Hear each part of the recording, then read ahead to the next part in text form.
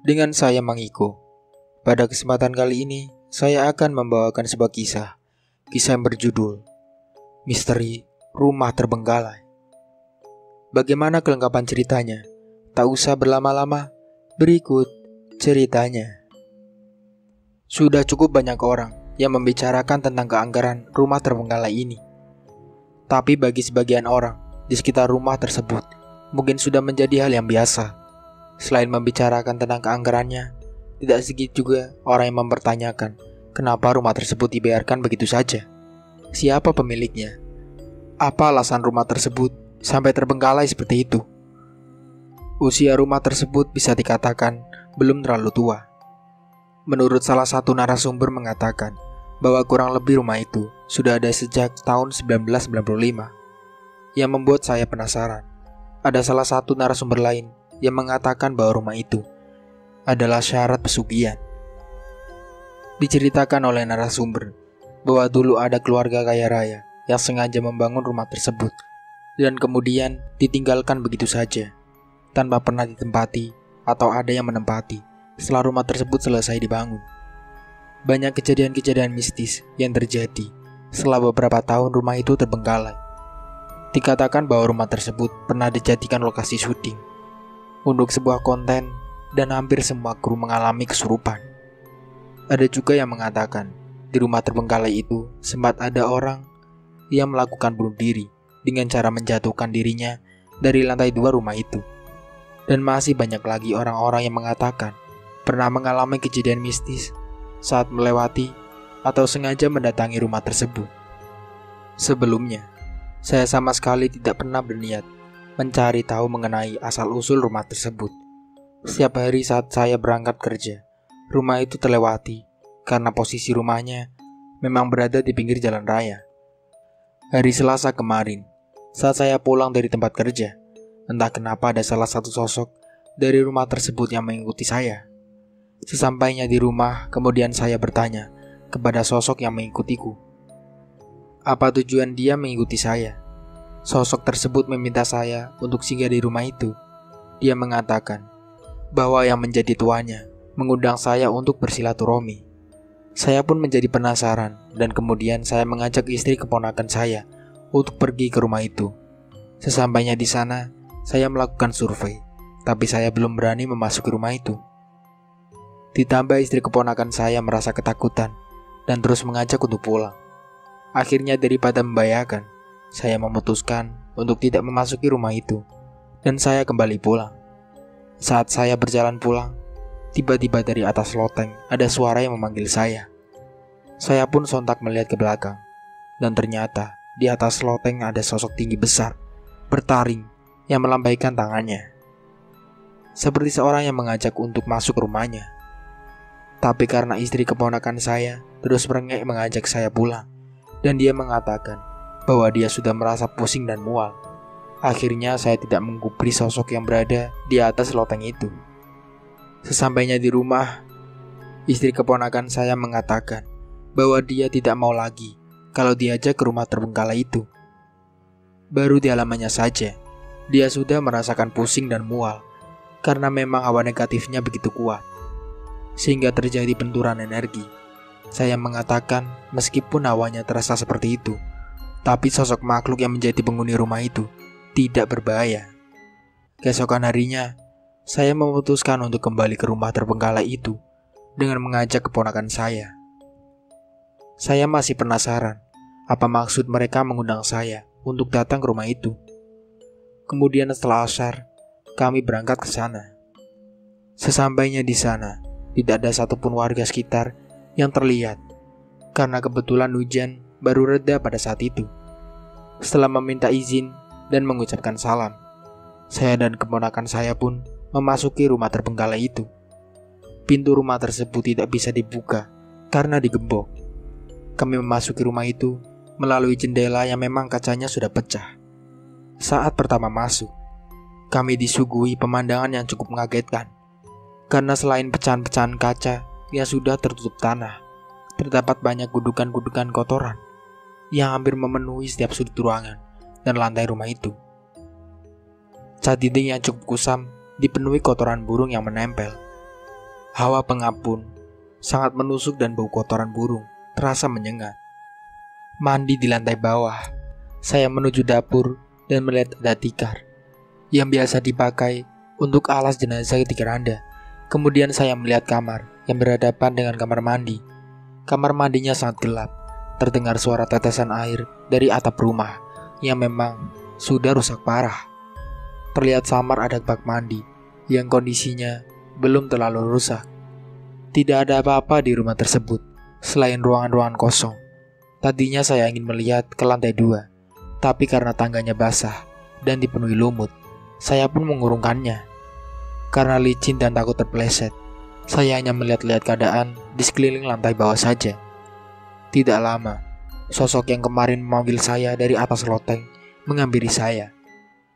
Setelah saya mengucapkan salam, saya bertanya untuk apa saya diundang ke rumah ini.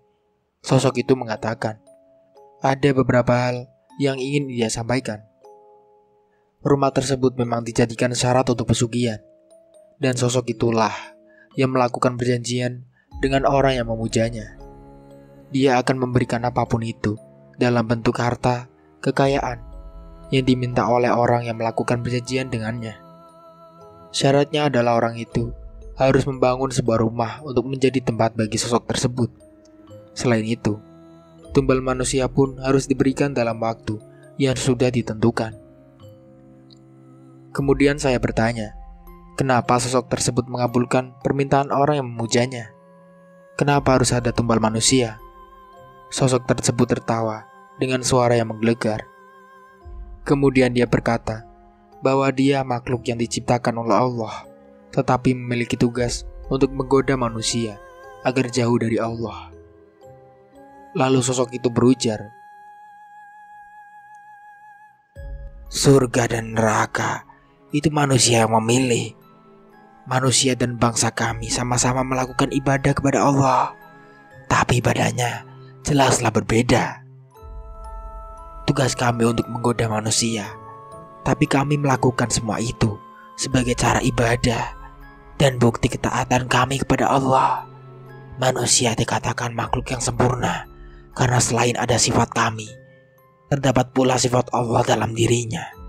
Itulah kenapa segala sesuatu kembali lagi pada diri manusianya sendiri. Apakah mereka akan mengikuti sifat kami atau sifat Allah? Maka surga yang akan mereka dapat. Tapi apabila manusia mengikuti sifat kami, maka neraka yang akan menjadi imbalannya.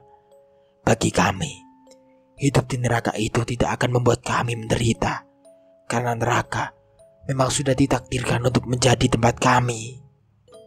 Maka jelas, kami sudah melakukan tugas yang diberikan Allah kepada kami dengan baik. Mendengar apa yang sosok tersebut katakan, saya sepertinya mendapat tamparan keras. Saya kemudian menangis karena saya sadar selama ini kadang saya pun masih melakukan dalam keadaan yang tidak sempurna dan berperan sebagai sosok yang tidak baik karena diberi tugas untuk menggoda manusia. Sedangkan kita manusia yang diciptakan Allah sebagai makhluk yang sempurna masih selalu melakukan kekhilafan dan jauh dari ketaatan. Kadang apabila kita dihadapkan pada suatu permasalahan, kita pasti akan menyalahkan keadaan. Kita pasti menggerutu dengan mengatakan Allah tidak adil, padahal Allah sudah menyerahkan segala keputusan dan pilihan kepada kita. Itulah yang dinamakan keadilan Allah. Keadilan adalah kehidupan itu sendiri. Seperti pepatah mengatakan, apabila kita menanam benih keburukan, maka kita pun akan memetik buah keburukan. Dan apabila kita menanam benih kebaikan, maka kita akan memetik buah kebaikan pula. Saya merasa miris dan sangat malu. Tidak sedikit dari kita yang kufur nikmat. Tidak sedikit pula dari kita yang justru malah menjauhkan diri dari Allah. Saya kembali teringat tentang sebuah kisah yang menceritakan bahwa sebenarnya selain malaikat, iblis adalah makhluk yang paling taat kepada Allah. Pada suatu saat Allah menyuruh iblis dan para malaikat untuk bersujud kepada Nabi Adam. Karena iblis berpikir, tiada lain yang harus dia sembah selain Allah. Pada akhirnya iblis tidak melakukan apa yang Allah diperintahkan kepadanya. bukan karena iblis mementang perintah Allah dengan kesombongannya, tapi karena iblis tidak memiliki sifat Allah di dalam dirinya. Oleh sebab itu, iblis hanya berpikir tiada lain yang harus disembah kecuali Allah, meskipun Allah sendiri yang memberi perintah agar iblis bersujud kepada manusia kala itu. Saat itu pula, Allah menjadikan iblis sebagai sosok yang akan menggoda keimanan manusia. Allah menguji seberapa kuat keimanan manusia melalui iblis sebelum pada akhirnya Allah mengutus Dajjal sebagai sosok yang paling kuat untuk menjadi penggoda manusia agar jauh dari Allah. Kenapa manusia dikatakan makhluk ciptaan Allah yang paling sempurna dibandingkan dengan makhluk yang lainnya? Menurut keterangan, manusia diciptakan dari beberapa unsur. Terdapat di antaranya sifat Allah dan sifat iblis di dalam diri manusia. Malaikat yang hanya memiliki sifat Allah, iblis hanya memiliki sifat iblis itu sendiri. Kenapa Dajjal dikatakan makhluk yang paling kuat dalam membawa pengaruh buruk untuk manusia? Karena Dajjal adalah manusia yang hanya memiliki sifat iblis. Dan Allah memberikan keistimewaan bahwa apa yang menjadikan keinginan Dajjal akan Allah kabulkan dengan imbalan neraka baginya, atau istidraj. Dari sini kita bisa memetik pelajaran bahwa jika ada suatu permasalahan yang dihadapi, jangan dulu menyalahkan iblis atau setan, apalagi menyalahkan Allah. Tapi coba kalahkan terlebih dahulu iblis yang ada pada diri kita sendiri, yang berwujud sebagai hawa nafsu dan keegoisan. Allah sudah menjadikan manusia sebagai makhluk yang sempurna dan memberi keistimewaan dengan diberikannya kebebasan untuk kita dapat memilih apakah kita akan mengikuti sifat Allah atau malah mengikuti sifat iblis. Saya benar-benar tidak menyangka akan disuguhi sesuatu yang membuat hati bergetar. Satu hal penting yang selama ini belum saya ketahui. Kemudian saya bertanya, mereka yang berada di kamar mandi itu siapa? Kenapa keadaan mereka seperti itu? Dan yang berada di kamar mandi serta ruang tengah itu siapa? Yang saya lihat, ada beberapa sosok dengan kondisi yang sangat memprihatinkan, terutama yang berada di kamar mandi. Ada yang terikat leher dan kakinya, ada yang bertubuh sangat kurus, ada yang dipenuhi luka dan berbau busuk sehingga membuat saya merasa mual. Ada pula sosok perempuan yang hanya duduk terdiam dengan raut wajah penuh kesedihan dan penyesalan, menatap dingin ke arah saya. Dan masih ada beberapa sosok lagi yang berada di kamar mandi dengan kondisi yang hampir serupa dengan yang sudah saya sebutkan tadi. Sosok tinggi besar dan bertaring itu menjawab, mereka itulah yang menjadi pelaku dari pesugihan. Dan yang kondisinya cukup baik itu yang menjadi korban tumbal pesugihan. Lutut saya benar-benar terasa lemas saat mendengar jawaban dari sosok itu. Saya tidak tahu apa yang harus saya lakukan. Apakah saya harus membantu mereka atau membiarkan mereka? Begitu gumam saya dalam hati. Kemudian sosok besar dan bertaring itu mengatakan, itulah contoh dari apa yang tadi saya katakan. Mereka sedang membayar atas perbuatan yang telah mereka lakukan. Saya sudah tidak bisa berkata apa-apa. Seumur-umur baru kali ini saya mengetahui dan melihat secara langsung hal seperti itu yang memang benar adanya. Selama ini hanya mendengar cerita atau hanya melihat hal-hal semacam itu di televisi atau tayangan-tayangan lainnya. Dan saat itu semua benar-benar nampak di depan mata saya. Saya pun kembali bertanya, apakah sosok tinggi besar dan bertaring itu akan selamanya ada di rumah itu? Dia menjawab, saya akan berada di sini sampai batas waktu yang sudah disepakati dalam perjanjian dengan manusia yang menjadi pelaku pesugihan itu. Siapa yang menjadi pelaku pesugihan dan kemudian menyediakan rumah ini? Sosok itu kembali menjawab, saya tidak bisa mengatakannya. Tapi suatu saat, apabila batas waktu perjanjiannya telah habis, maka kalian akan mengetahuinya.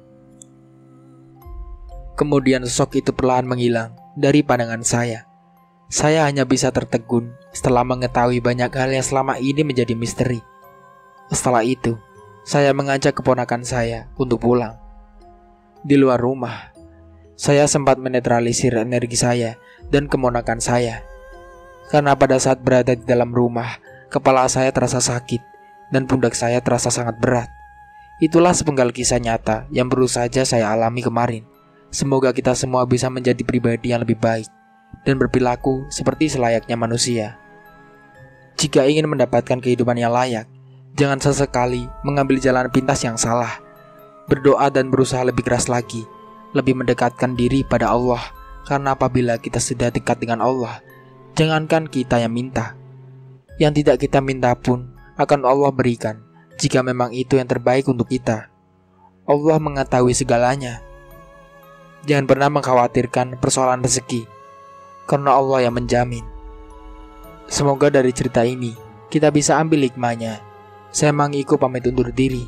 Kurang lebihnya mohon maaf. Wassalamualaikum warahmatullahi wabarakatuh.